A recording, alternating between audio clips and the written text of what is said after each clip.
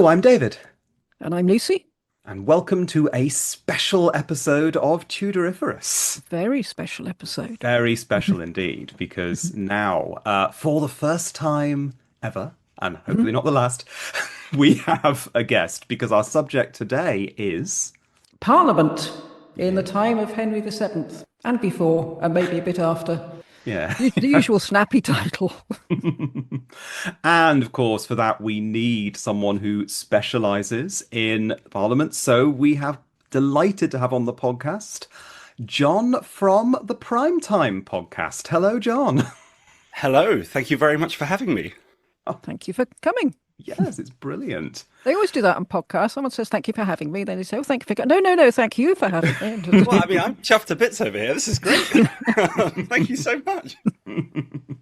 No, it's wonderful. And, we will, of course, be talking about the your podcast all the way through. But I tell you what, why don't we start with a promo? Who threw a dinner party to overthrow a government? Which Prime Minister had the best legs? And why is everyone so obsessed with Hanover? I'm John.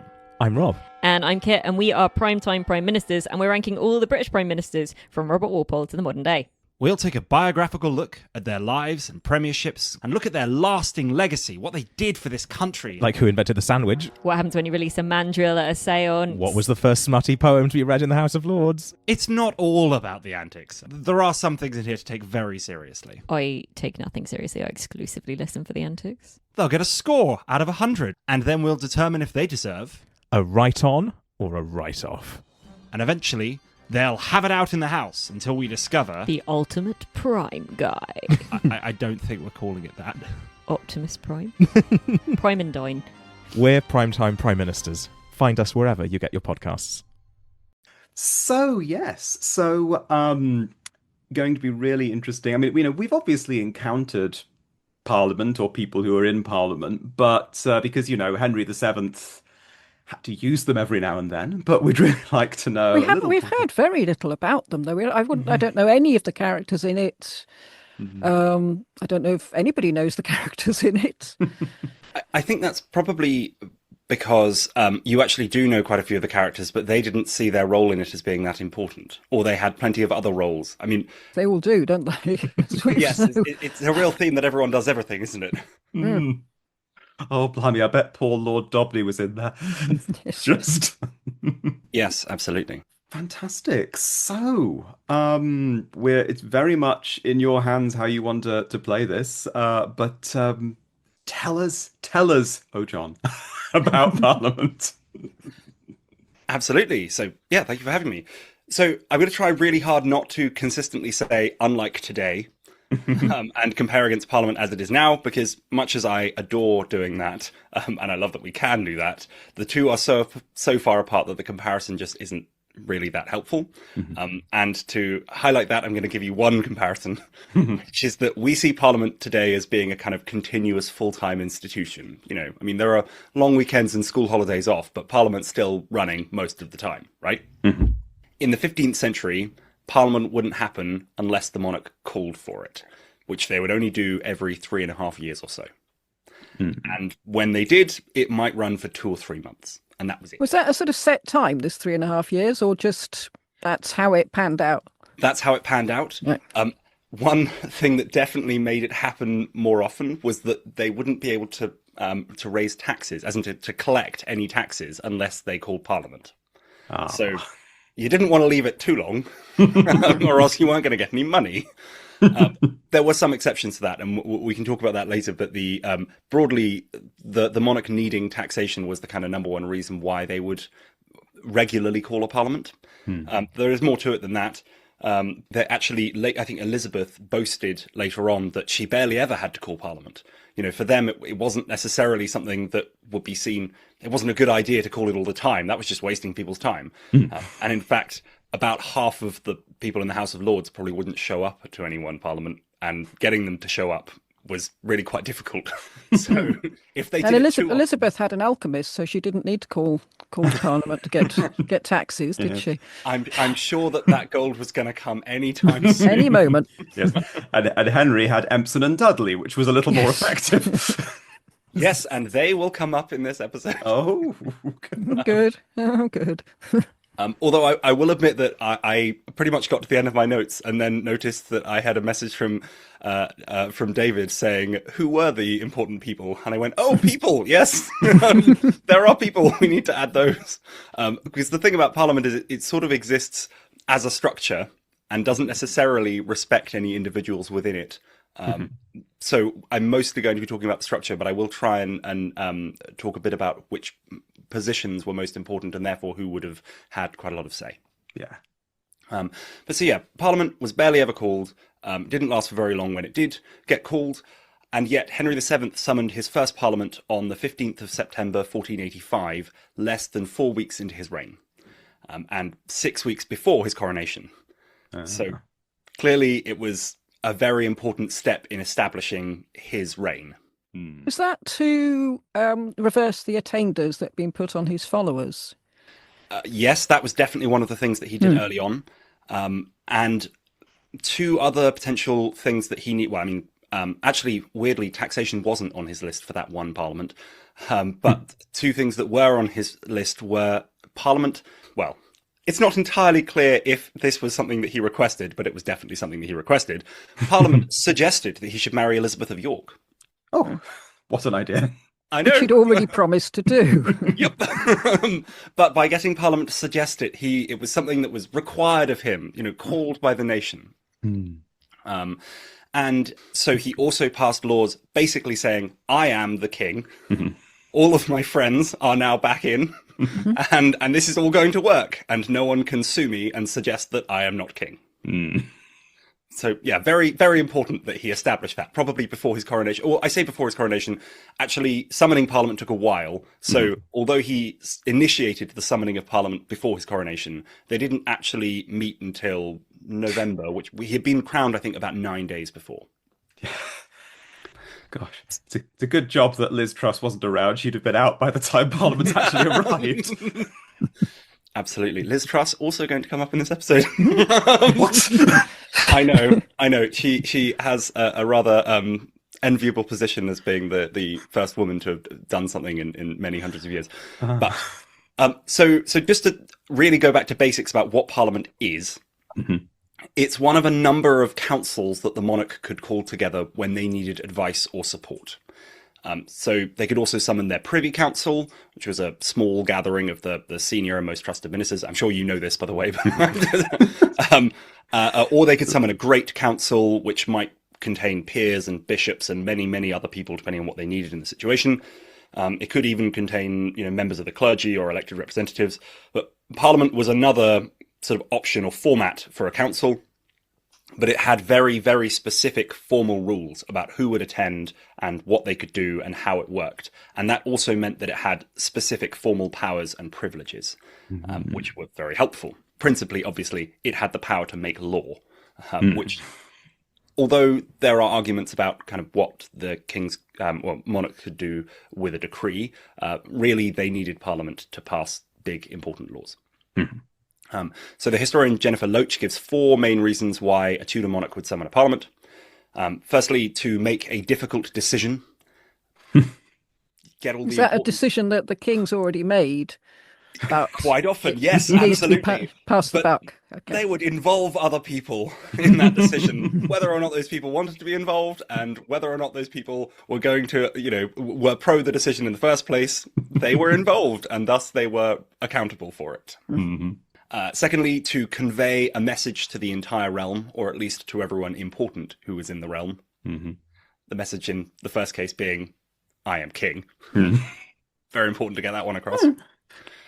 To make new laws, obviously, as I said earlier, and sometimes this will be the case of getting things rubber stamped by Parliament, but actually an awful lot of the things that Parliament passed were the sort of thing that I really hope Henry VII didn't have to care about, licensing all sorts of trades. And I mean, the list just goes on and on and on. I've got a whole section later on, if you want, of things that were passed in his Parliament, but really there's a lot of dull stuff in there.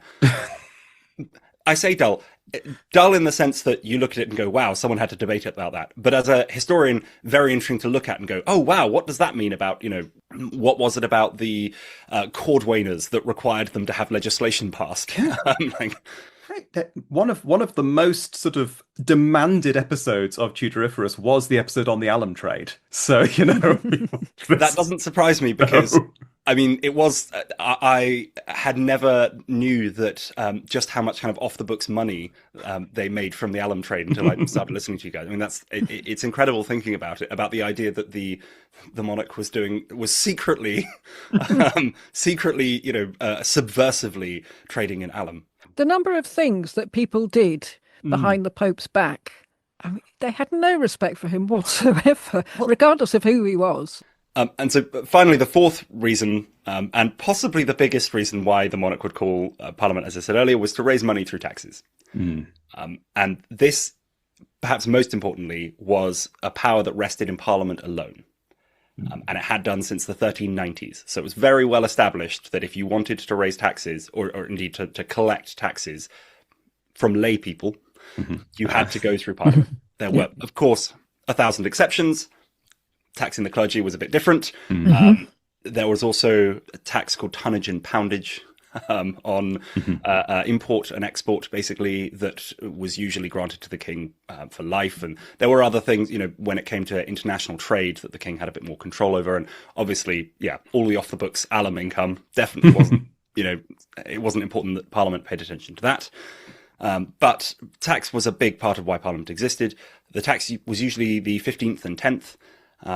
Where people in the countryside would pay about a 15th of the value of certain property, and in towns they would pay a 10th because townspeople are richer apparently, and they would pay based on the value of their movable property, which I'm honestly not entirely sure what that means. I was very tempted to go down a rabbit hole, but decided that it was more fun to not know. I guess it's everything but property. Is it that? Yeah. I wish they still did the urban rural thing, because I think people in the countryside should pay less. Stands to reason. You would. Well, it might surprise you to hear this, but actually Henry VII didn't request taxation until in his first parliament in 1485, although he did in 5 of the 7 parliaments that he called in his reign.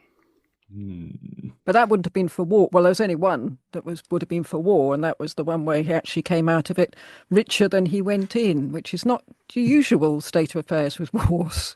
I believe, didn't that happen with the Americans relatively recently in, I think, Iraq? Because they were paid by quite a lot of other states, and then they... Well, anyway, let's not modern politics. Sorry. We're here to get away from that. Yes. So Henry could also call great councils and routinely asked them for money as well. And their response was usually, yes, but you will have to get Parliament to agree to this. So it was well understood that Parliament was the place to go for money. Also worth mentioning that there were some judicial uses of Parliament because the House of Lords was the highest court in the land.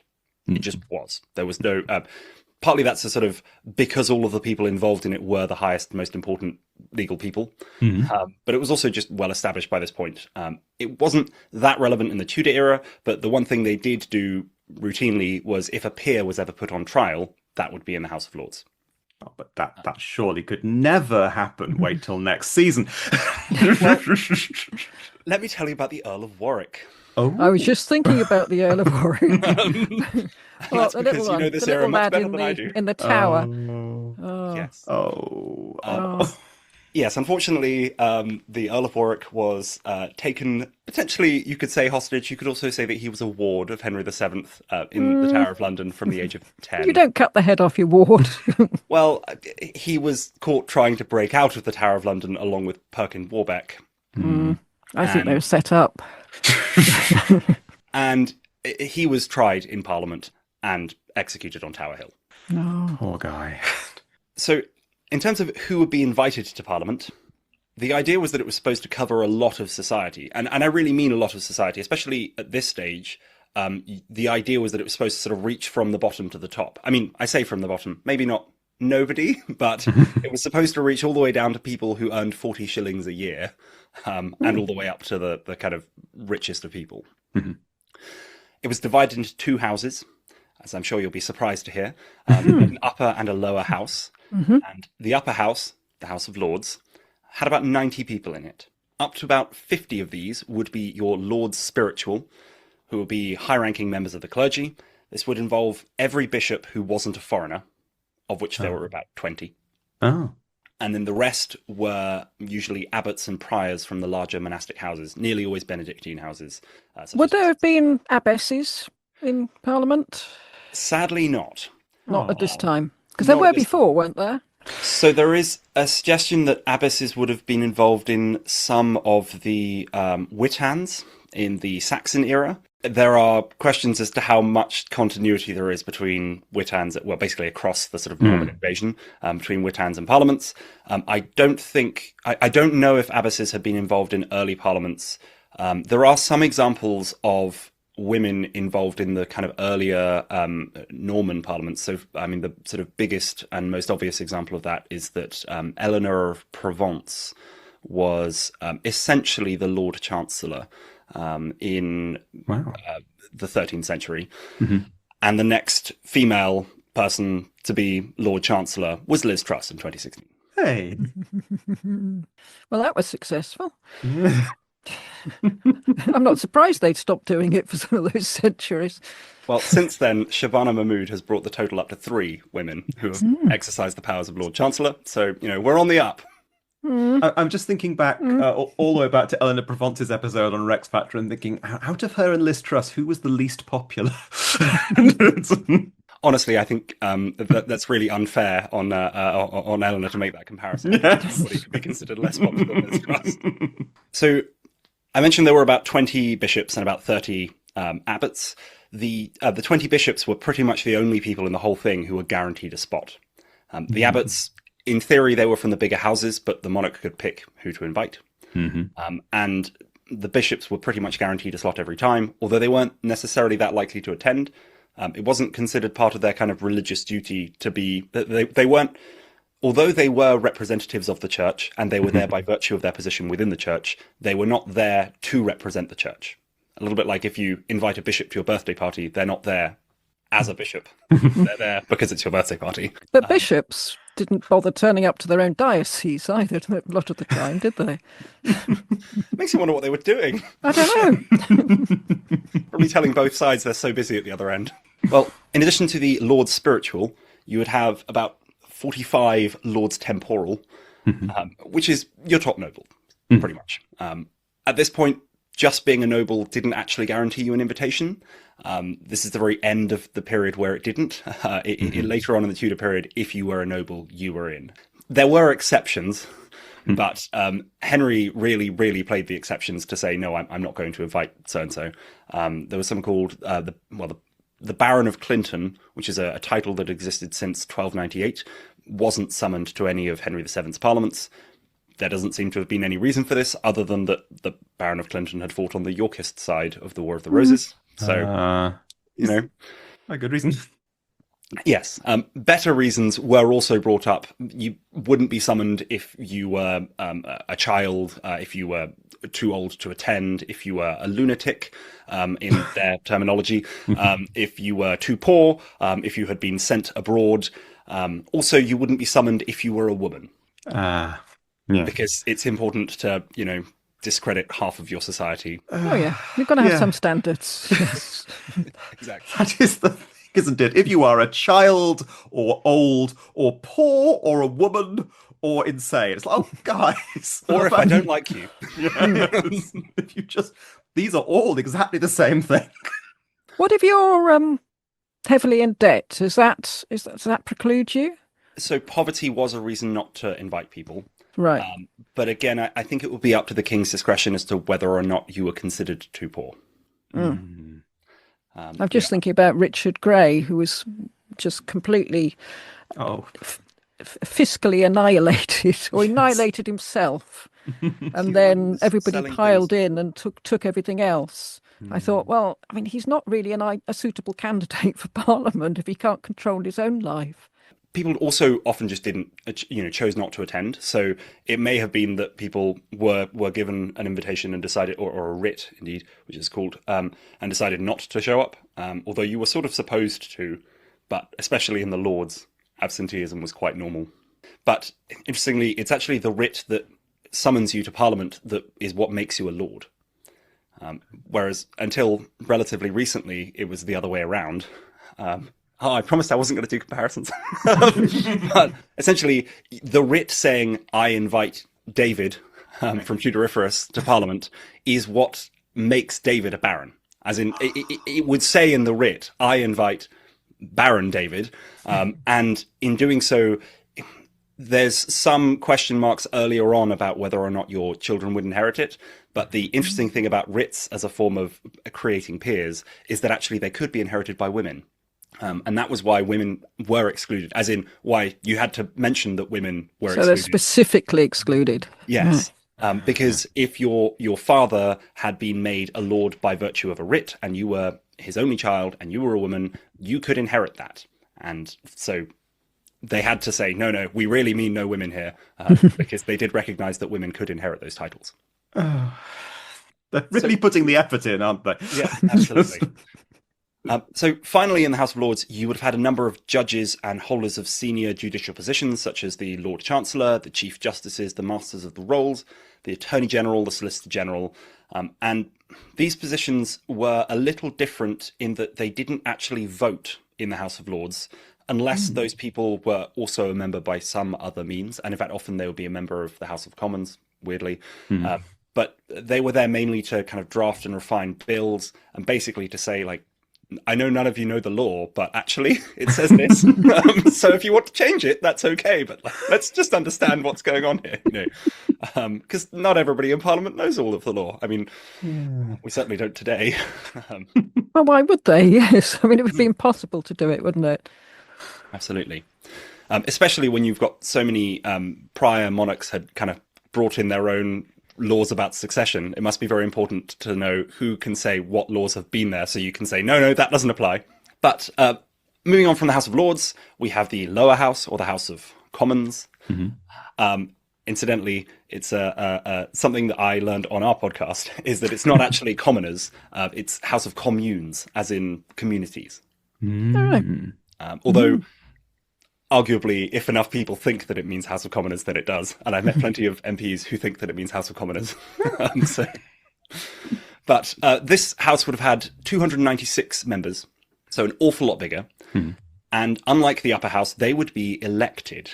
So the monarch wouldn't summon a particular Joe Bloggs. They would send a letter to every, they would send a summons to every borough and every county and demand that constituency return a number of people to Parliament, a specific number based on the area. Usually it was 2, sometimes it was higher or lower. But these are actually relatively consistent from pretty much the 12th and 13th centuries all the way through to about the 19th century. So actually very, very, there are some things that we've talked about on our podcast that happened long before this podcast. Just because, for example, there's a borough called Dunwich that was falling into the sea, and it was falling into the sea in the 13th and 14th centuries, and it had long gone into the sea by the time of Henry VII, and it was still returning 2 members to Parliament. The voting in these areas was ostensibly restricted to people with an income of at least 40 shillings per year who lived there. In practice, there was an awful lot of leeway for the returning officer to do whatever they liked, and or for local custom or the local landowner to get involved. The actual election was theoretically a shouting competition between whomever turned up on the day about whichever candidates had been previously submitted. In practice, they probably didn't actually contest the vast majority of cases. Looking later on at the reign of Elizabeth, the History of Parliament Trust estimates that 97% of county elections were not contested. And that's blimey. Particularly weird for county elections because counties could have thousands of people in, a borough is a small town, whereas a county is much bigger. So counties are where you might actually have, a large number of people who disagree with each other, and it's not all owned by one person, and yet the vast majority of them, one candidate. So how would the election actually take place? I mean, do people actually go to I mean, did you have to go to your local village hall and put a cross in You would on have a to piece be of there. paper? Yep. And the returning officer would speak the name of the candidates aloud and ask who stands for, who would like to elect so and so, candidate A, and then people would cheer, and then they'd say, okay, and who would like candidate B, and then they would cheer, and then depending on how honest the returning officer was, they would deliver an assessment. Sometimes they would go and have lunch for a couple of hours and then come back and see who was still there. And sometimes they would decide that they hadn't heard the people they didn't like. But This is ruled by clapometer. yeah, It's just yes. Also ruled by who can get to the village green on the right day. Yeah. If you can't be there and the elections happened in different days in every different area because they all were it was their discretion to do it how they wanted. And obviously records were few and far between. No one was sitting there recording the number of decibels that each side of the crowd delivered. So yes, it was very, very loosely controlled. There were occasionally lawsuits about who should have won in such and such a constituency, but I don't think we have enough evidence to actually know in any of these cases. Also, corruption was very much par for the course. A lot of areas would have just been decided by the local landowner, and also MPs were actually paid at this point, which I was shocked to learn. You would earn 2 shillings a day for a borough seat and 4 shillings a day for a county seat, plus expenses. Is that while you're sitting or all year? Only while you're sitting. Right. Oh, so that's not a huge amount then, really, is it? It's not a huge amount, No. but it's enough that it stopped. Some boroughs actually couldn't afford to send people, so they would ask that the candidates could support themselves and thereby restrict to only people who could afford to take a couple of months off to go to Parliament. So having talked about kind of what the composition of the House is, let's move on to what Parliament actually did. So practically it was a space for debate and for the passing of law. A law was not considered passed until it had been agreed to by both Houses of Parliament and also the monarch.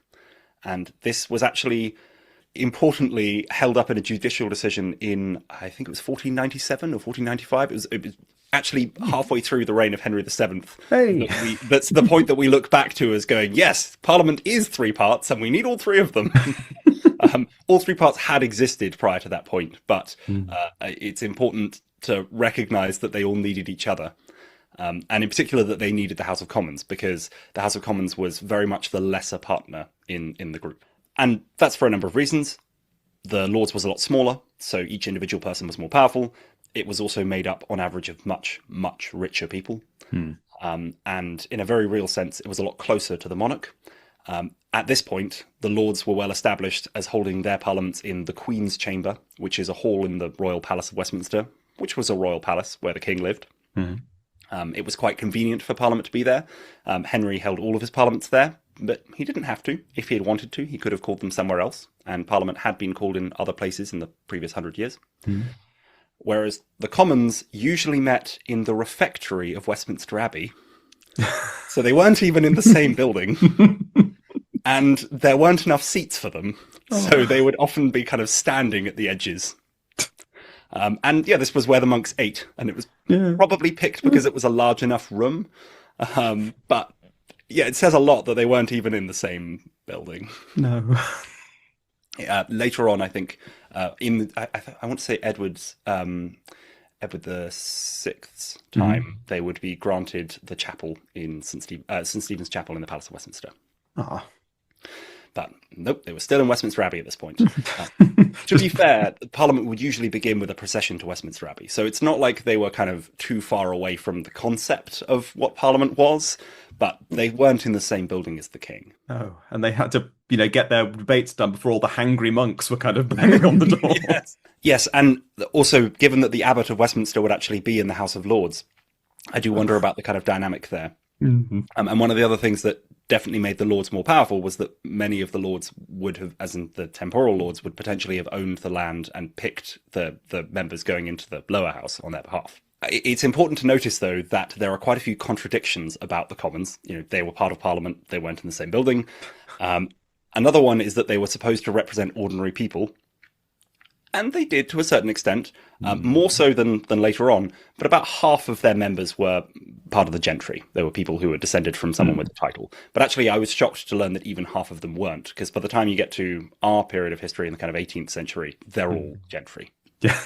And I think that's partly because of the kind of rising power of the commons in between, because at this point, the commons is just not that important. Now, they did reserve the right to initiate bills that would lead to taxation. That was a commons-specific power.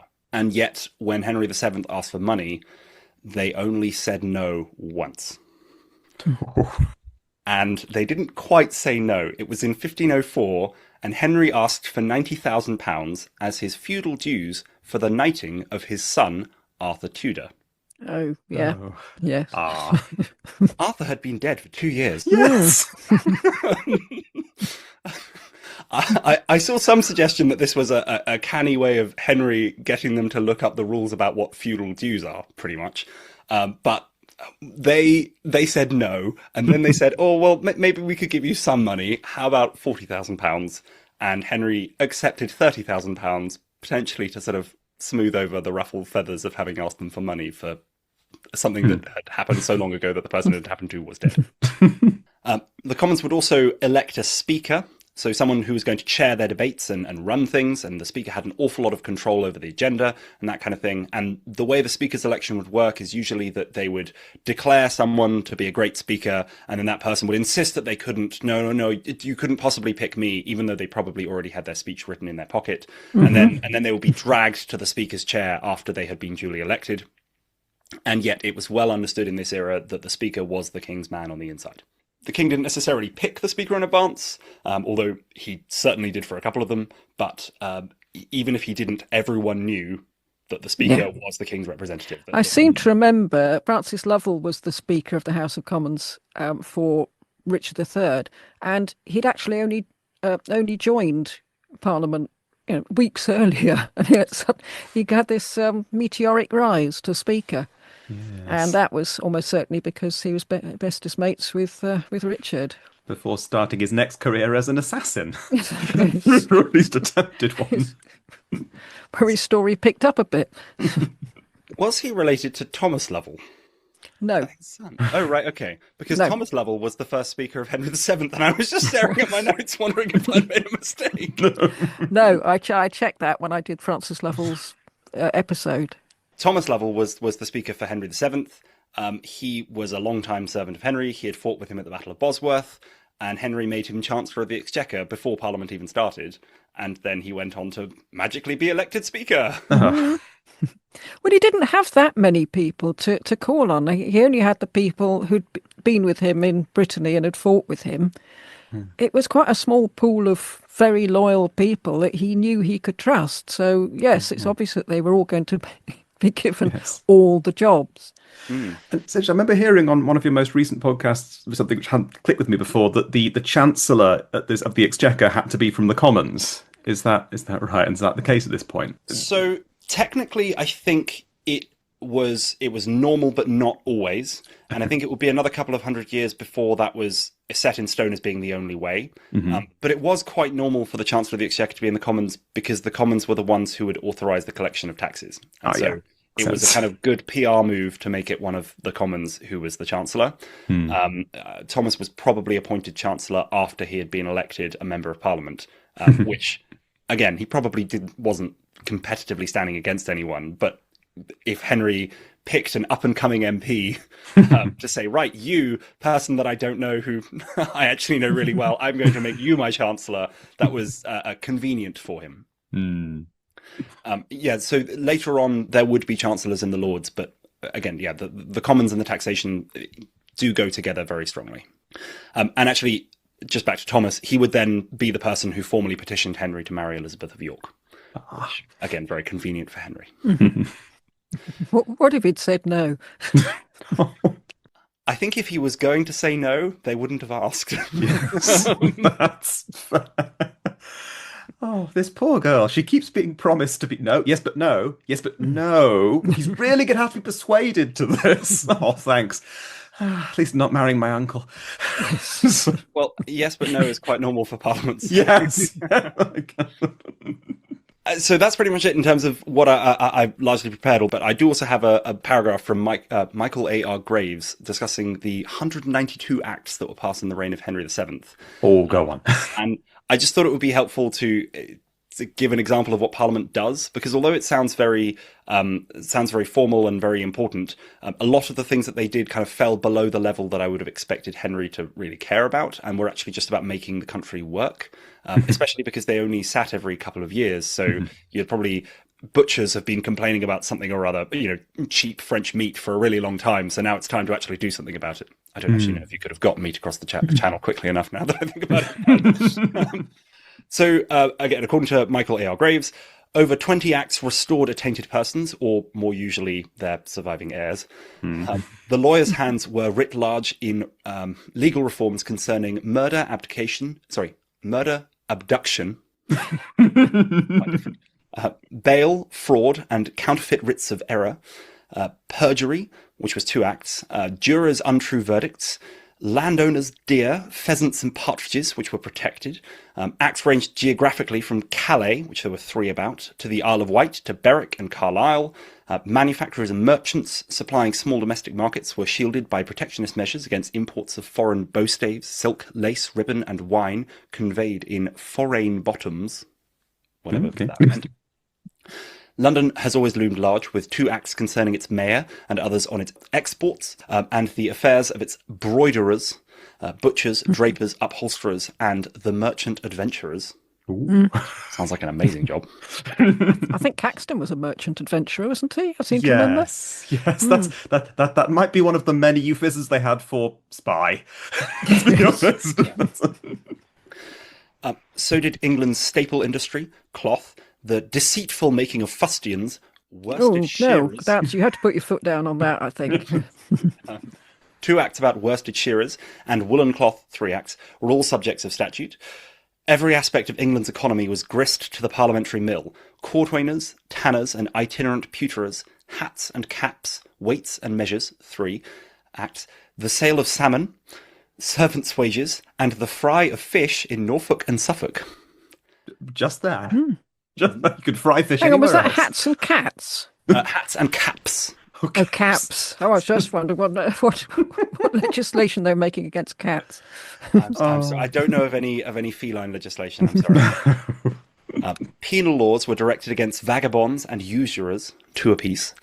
The export of bullion and horses was prohibited, presumably separately rather than together. And a xenophobic touch was expressed in measures expelling Scots and levying duties and taxes on resident foreign merchants. Nor did the great men go away empty-handed. Berkeley, Devon, Oxford, Surrey, and Viscount Wells all obtained beneficial acts. Oh. Although I confess I was trying to work out what they were, and literally I had trouble even identifying who some of those people... The name Berkeley sent me down a bit of a rabbit hole about which people that could have been. Viscount Wells, I think, is a relative of Henry. He's a relative of his mum. His half brother, I think, maybe. I believe he was allowed to marry a princess on the basis that he wasn't considered a threat, and therefore being in the royal family wasn't a problem. Whereas Henry was obviously quite keen not to. Yeah. Yes, and of course, so Oxford was definitely a major supporter, and De Vere. Yes, that's De Vere, and then the Earl of Surrey. Oh, who was the Earl of Surrey at this point? He was. It's not Henry Howard. He comes later. I think it might be. It's that explains it. It's the guy who will be the Duke of Norfolk. He was quite important in putting down a few rebellions, so they managed to get around that. But that was he'll crop up for a long time. It is interesting hearing all those laws against cloth and things. I remember Shakespeare's father got into a lot of trouble with the illegal selling of wool, which had the fantastic name of scrogging. That's just... I immediately feel like scrogging sounds like something that involves alcohol, but maybe it's because I'm thinking of scrumpy. Yes.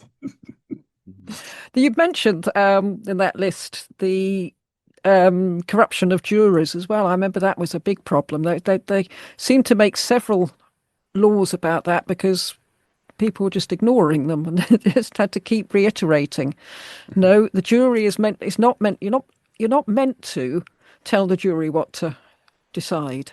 But obviously, if you're just a lowly person on a jury and your boss turns out and says, right, this one's guilty, okay, what are you going to do? Yeah. See, I'm impressed to hear that, because upon reading that, I wondered if it was about making juries go the right way. Because again, Parliament was the top court in the land. They could, if they said something, it was objectively true, and objectively true. We could say that it was canon, perhaps. Might be better to say. And so, Henry VIII would go on to make Parliament say some really quite horrible things about, mostly his wives, I think, but also other people that he disliked. Yes. And yeah, the Parliament declared it, and thus it was true. That's all you can say about it, really. Yes.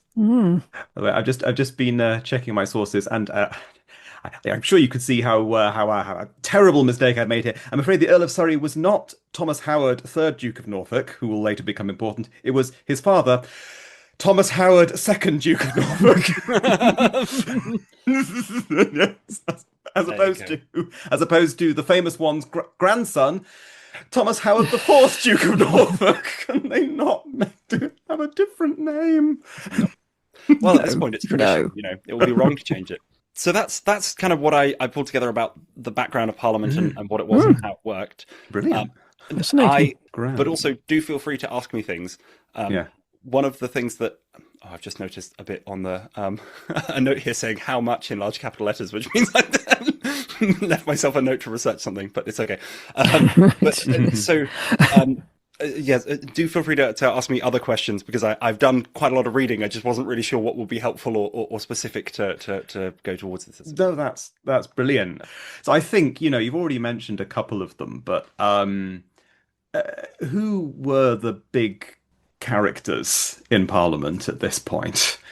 So yeah, I will admit it's easy to do this without noticing any people, and that's partly because the history of Parliament is this thing where people will very happily jump around by 200 years when talking about it, and partly because the same positions would turn up every time, but not necessarily the same people. But the biggest character in Parliament was almost certainly the Lord, other than the King, sorry, who was technically part of Parliament. Parliament has 3 parts. It has the King, the House of Lords, the House of Commons, or indeed the monarch. But the biggest character would probably have been the Lord Chancellor, who was, among other things, the presiding officer for the House of Lords. So similar to the Speaker in the Commons, the Lord Chancellor would have been the person who sat in the Speaker's chair on the woolsack, as it would be later on. I don't think we had a woolsack at this point. I think it was a bit too early for that. Although I will admit that my history of the woolsack is perhaps not where it should be. Oh, I see a special in your future. But so they would have been the person who set the agenda and controlled the flow of debate, and therefore really controlled everything. And in Henry VII's reign, this position was always held by a bishop. Initially, it was John Alcock, who was the Bishop of Worcester. He may have been selected because he was a vocal proponent of the marriage between Henry VII and Elizabeth of York. Yeah. Nice. He was very quick, though, very quick. He was very disposable. 2 years afterwards, he was replaced with John Morton, who was the Archbishop of Canterbury. Hey. And then after that, it stuck with the Archbishops of Canterbury, so Henry Dean and William Warham. Nice, yes. Yes, no, we had a lot looking into John Morton recently, and of course might have been Langton when he became Archbishop of Canterbury, but he died of plague before he could be put in the place, which was always a real shame. So I do find it a bit weird that the number one, I say the number one, I mean, to be fair, the Archbishopric of Canterbury wasn't as prominent then, obviously, as it would become with the separation of the churches and so on. But I find it odd that an archbishop role sort of temporarily subsumed one of the most important roles in the nation. Lord Chancellor is the kind of head of all justice in the country, and also the head of the House of Lords, and also the Archbishop of Canterbury. But on the basis that the first person who did that was John Morton, I'm not surprised at all. Yes. He knew what he was about, Morton. He liked his power. So what happened when they changed monarch? Is that a complete change of Parliament, or is it the same people are still in there? It's It would be a change every time. complete reshuffle. Yes, and in fact, later on, even though Parliament was a lot more continuous, a couple of hundred years later, they would still have a new general election anytime the monarch changed, just by virtue of that. That meant that the writs written by the previous monarch had expired, and it was time to summon a new Parliament. And that also means that they didn't have a huge amount of opportunity to say no to the new monarch, because if they weren't summoned by the new monarch, they weren't there. So they couldn't say no. So any bishop or significantly powerful noble would have been able to be involved in Parliament. As I said, about half of them, sometimes even fewer, showed up. I think there's one parliamentary... so records aren't great, especially because most of the records started during Henry VIII's era. Yeah. And I felt a little bit of reflected pain from when I think in one of your early episodes you were talking about how when you Google Henry VII, it says, did you mean Henry VIII? And I think the Commons, for example, has a particularly important line of records that started in 1510. We're used to that now. I mean, we've come to terms with it. We know where the... We're not going to know how to cope when we get so many more records next season. Well, there is one, I think it's a parliamentary day on record where there were 2 people who showed up to the House of Lords. Oh. So it very much, I think, became a conversation between the Lord Chancellor and the one other person. Oh, no. I know you don't want to make comparisons, but does that happen now? You only get 2 people. So it can. Usually, if it's going to happen, it's only going to happen on a Friday. And that's because basically everyone is around most of the time, and the parliamentary calendar is set quite far in advance, or at least it's set well enough in advance that people can know what their party is whipping them for. And parties obviously want to use time that there is perhaps some wasted time in Parliament, but if it's wasted, it's done so deliberately, because there are very specific controls about who gets to allocate time and who gets to choose what's going to be debated on a given day. And so it'll be someone's agenda. And the exception to that slightly is that there is always much, much less important stuff going on a Friday, because a lot of the MPs will have gone back to their constituencies so that they can do constituency work on a Friday. And also, partly because Parliament always has to slightly juggle the idea that some of its members are also members of the government, which is a whole job of its own. So it can't make being an MP too difficult.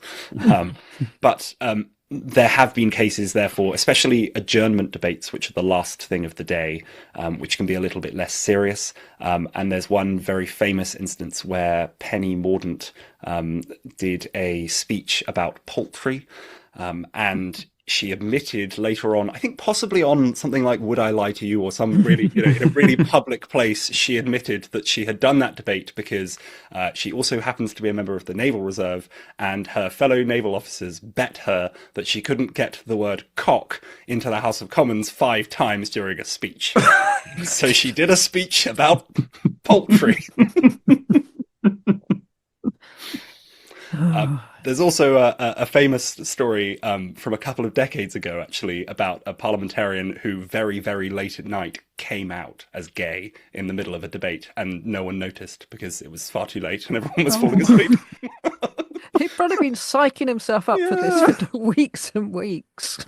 Absolutely. So yeah, there probably are times when there aren't that many people, but it's certainly very, very rare in the modern parliament.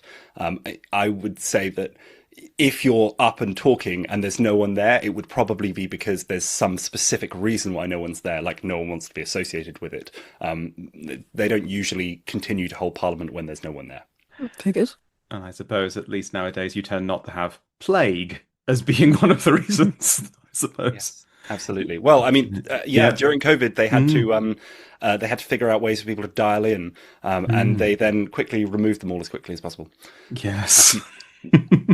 I think I'm a little bit of a proponent of the idea that it's important for Parliament to not change too much. And admittedly, that makes me a bit of a stick in the mud. But part of it is that they all need to be there, because it means that they can rub shoulders with one another and, bump into someone in a corridor and really annoy them by talking their ear off about something that you care about. And you just don't really get that with, for example, my job. I dial in. And I go into the office as little as possible, and it means that I see my colleagues as little as possible, and I enjoy that, but I don't think it makes for an effective parliamentary democracy. Yes, fair. So I was just going to say a little bit more about important people. Yeah. I'd already mentioned Thomas Lovell, but in the Commons, as I said, the Speaker would have been Henry VII, not necessarily chosen person, but definitely his representative. They would have known that they were accountable to the king. Two of his other speakers were Richard Empson and Edmund Dudley. Lovely. You've already mentioned. Yep. Both involved in taxation quite heavily. There was also Robert Drury, knighted by Henry, and he bore the canopy and was one of the knights who bore the canopy at the death of the young Prince Arthur. Henry, so these people would have been quite important. There were a couple of other speakers who it looked like they were just selected. They were generally lawyers, and I couldn't see any particular connection with Henry VII. But even if they didn't have a connection to Henry VII, they did suddenly as soon as they were elected. Yeah. He liked lawyers. I don't think he was quite so keen on bishops, but he certainly liked lawyers. It is interesting that the bishops had such free reign in Parliament. And I think part of it is because they actually didn't exercise it very much, so nobody felt like they needed to be stopped. But obviously that would change quite dramatically when the proportion of Parliament that was spiritual was changed quite dramatically under Henry VIII. That's why I thought it'd be quite important to look at Parliament at this time, because so much did change under that other one.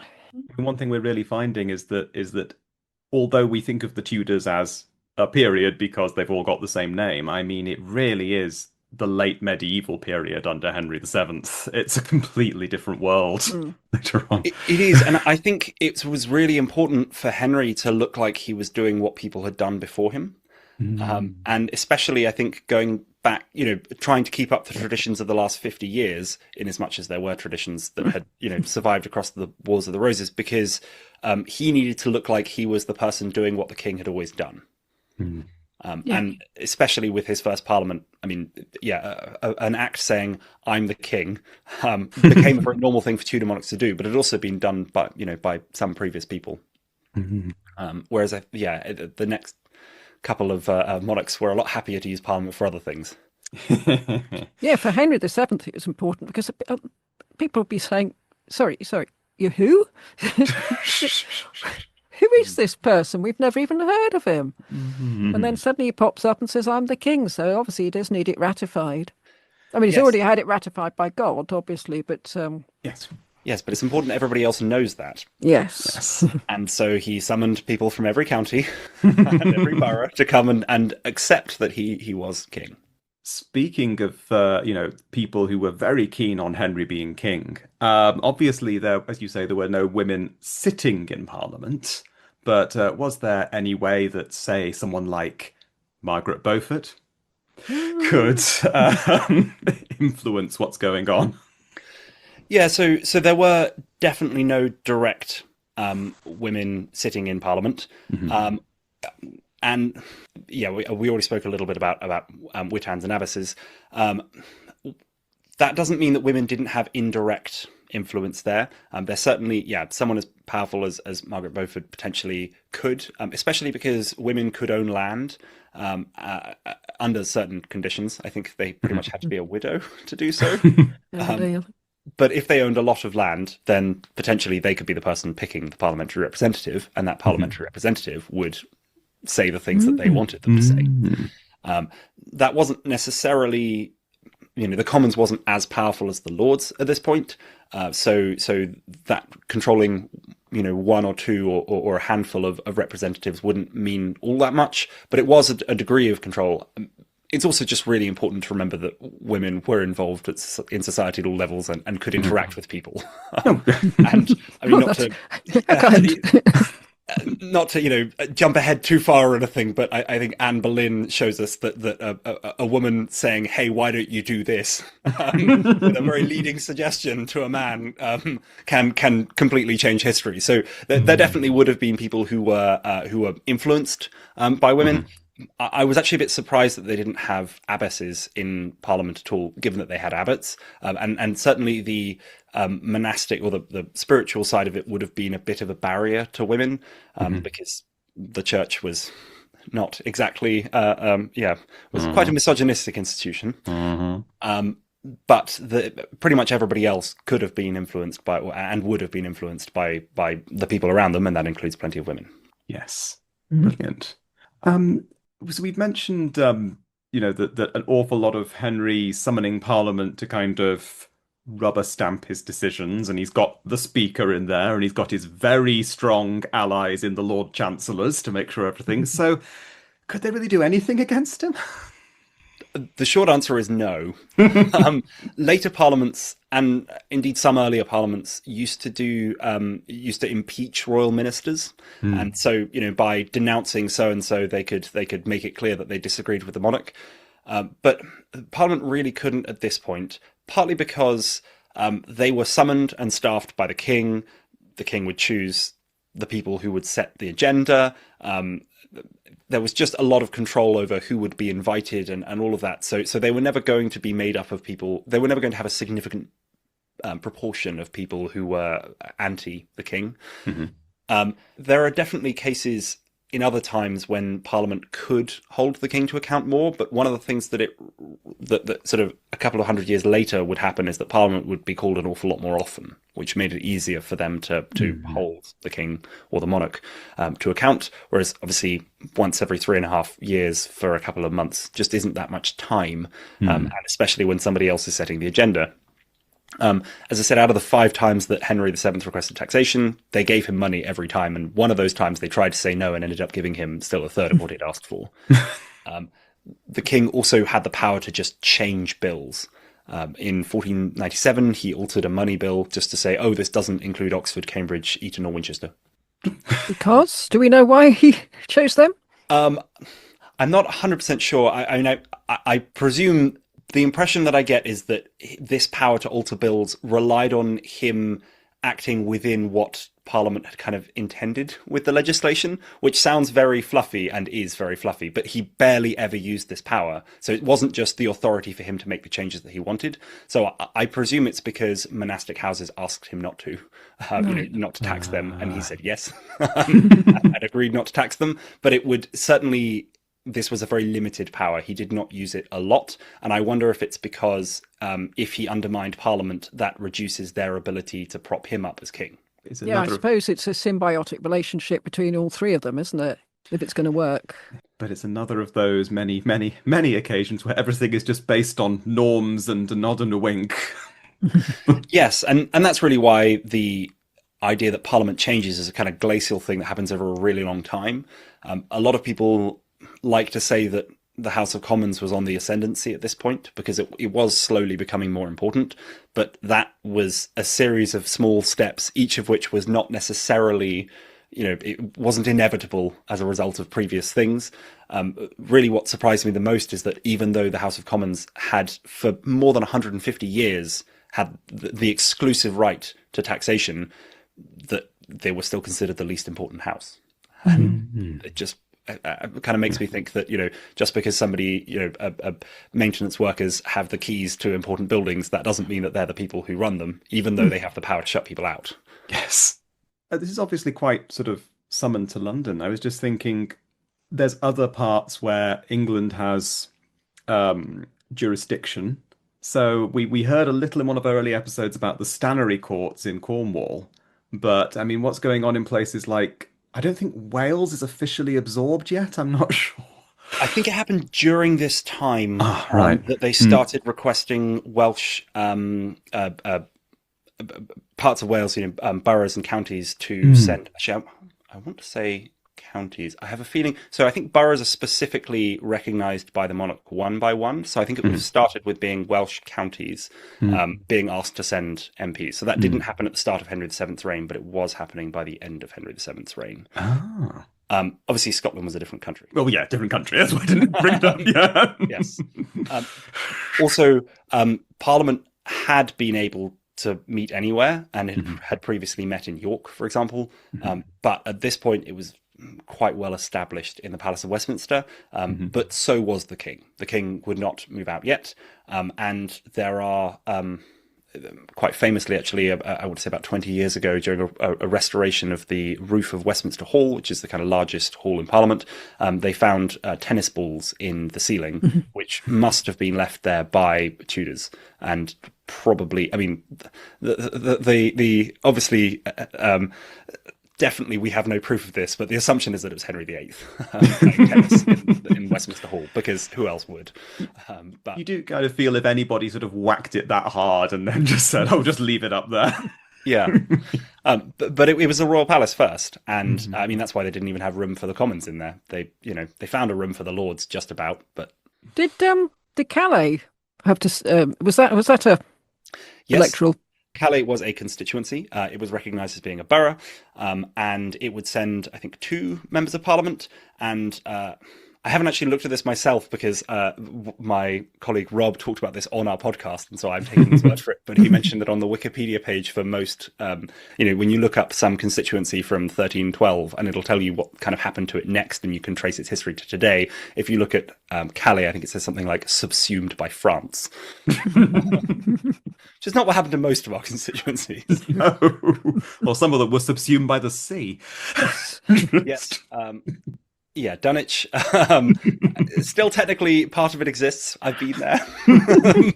But very little of it. And in fact, weirdly, there are some wonderful maps of how it was slowly eaten by the sea over many years. The churches were one by one claimed, because obviously it had many churches. Oh gosh, gotta build another one. I think mostly the land that was remaining was quite well owned, and the people who owned it weren't going to give it up because they realised that its value was only going up as the town was destroyed. Because it meant that they had more power over the electoral system. So, the town didn't. It just sort of slowly died off. It never moved, or didn't move in any significant amount. Because I mean, there's one row of houses there, including a lovely museum that I highly recommend if you're ever in Dunwich. Oh, well. But I mean, eventually, after 350 years, someone will start changing that. Just jumping back to your question about Parliament saying no, the other thing that's worth remembering is that Henry VII had the power to say no to Parliament. So he could have vetoed a bill. And this is a power that was exercised by later monarchs and by earlier monarchs, certainly. The last person to exercise it was Queen Anne. Henry never vetoed any bills. And if anything, that demonstrates how strongly he controlled Parliament, because it means that nothing that he disagreed with got passed. Yeah, it doesn't mean that he's the nice monarch, does it? This is why it's so frustrating when, they say, "Oh, were you looking for Henry VIII?" Because, I mean, yeah, Henry VIII had the drama, but Henry VII was very, let's use the most neutral term, efficient. There's also a story from later on where speakers, I think Thomas More at one point, is part of this, but there became a convention under later Tudor monarchs that the speaker would request from the monarch free speech in the house, privilege from arrest and troubles for the common house and for their servants, and the right of access to the monarch. So they would ask the monarch for free speech and for freedom from arrest. That doesn't necessarily mean that it was granted. And I think the implication is that they actually didn't have that, and that probably people had been put in jail at various times for things that they had said or threatened to say. I don't know of any examples during Henry VII's era, and maybe his real power is that no one ever got close enough to Parliament who could have said anything against him. But it certainly wasn't they didn't have the protections that they would later on enjoy. Yes. I think that the fact that as soon as he dies, 2 of his speakers were arrested and executed says to you about that. Yes, although I feel that also just says a lot about Henry VIII learning that you can blame other people and life gets really easy. I mean, if it's going to be any of them, if 2 had to go, I think those were the 2 to go. I had one last thing, which I admittedly didn't write any notes on because in my brain I just thought I'm going to wing this one. Which was the other thing that you briefly mentioned and that came up earlier in this episode was the idea that Parliament might be descended from the Witan. I will admit that I haven't read a huge amount about it, largely because there's very little known about Witans. They're so far back. And also, I think the saying that Witan is a concept is a little bit like saying that Parliament is a concept, and Parliament is something that has evolved over hundreds of years. Witans would also have evolved over hundreds of years. We don't even necessarily know what the terminology means. The term Witengamot is used sometimes, and we don't know why. The Witan could pretty much just mean council, so it might not have been a specific body. There's certainly a connection in that the Witan was a group of powerful people, certainly including religious figures, and that would have been supplanted by the councils of the Norman monarchs when they came in, the Curia Regis, which was the early council of the Norman kings. And so there is certainly a similarity there. I don't think it's fair to say that there is a direct connection. I mean, there is a connection in the same way that you can say that the monarchy is connected. You know, we had a monarch before then and we have a monarchy now. And yet there's also a very firm line drawn in the sand that says those two things aren't the same. And I think it's similar with Witans. We also just don't know enough about them to make, we know that Witans would ostensibly choose who the monarch was. And yet we also know that by the time of Alfred, well, actually, technically, by the time of his son, Edward the Elder, they're pretty much locked in that it would be not quite primogeniture, but sort of the next best heir every time. So the idea that they had the power to select the monarch seems a bit, lost. They would also, they would sign charters saying what had been decided, but again, we don't know if how much input people had on it. There are some people who come up a lot, especially some of the queens. There's some great Rex Factor episodes about how queens would have all sorts of powers after their husbands had died when they were the mother of the king, because that wasn't a threat to anyone. They'd be able to be powerful. There are also examples of Witans. I think on our podcast we were talking about I want to say Hild of Whitby, who was an abbess and hosted a synod, or potentially also a Witan, depending on what the word Witan means. So there were women involved in Witans, and Witans were certainly involved in big decisions, but it's all a little bit too lost in the mists of time. I say, as somebody who has not studied the Saxons in anywhere near the level that I have looked at, more recent things. So I think there is certainly a connection, or a more, there's something to be recognized there, but I don't think that you can say, oh, there was a continuous progression and this grew out of that. I think you can say, oh, it's interesting, there was something similar, but that there's a very specific cutoff between the two. And it is a forlorn hope, but this has just kind of occurred to me. There are so many parliaments throughout history that have really fun names. The Parliament of Bats, the Mad Parliament, the Merciless Parliament. The Rump. Any during Henry VII's reign. To my knowledge, no. Shame. It doesn't sound Henry VII-y, does it? It doesn't. I was actually a little disappointed that there was nothing really brought up about, I had to work quite hard to work out anything about particular parliaments, because it acted as if everything that I read acted as if there was a sort of slightly continuous parliament would happen. I mean, he didn't have as many towards the end of his reign, but it was just something that happened and it was all a little bit boring. And I think in some ways that was Henry VII's kind of, it was to his advantage that he could make running the country a bit boring and bring things back to being boring, much in the same ways, I suppose, that in modern politics today, I'm quite happy that our government is relatively boring while, mad things are happening elsewhere. Yes. But if you, again, on Wikipedia, that great source, there's a column next to the parliaments with sort of notes, and that's where it says, this was known as the Parliament of Bats and so on, and there are no notes for any of the Tudor ones, for any of Henry VII's parliaments, none of them. Henry VIII's, plenty of notes, none for Henry VII. They're all far too dull. Well, if any of our listeners are thinking, I just don't know what to do my PhD on, just make up a name for every one of Henry's parliaments. Yes. And then for centuries, people will be going, and this parliament, known, of course, as we all know, as the Parliament of Werewolves, was... Yes. I mean, I'm sure that there's an easy way to name the first one. There's got to be some sort of pun about suggesting that Henry should marry Elizabeth. That's got yes. Parliament of Marriage as a convenience or something.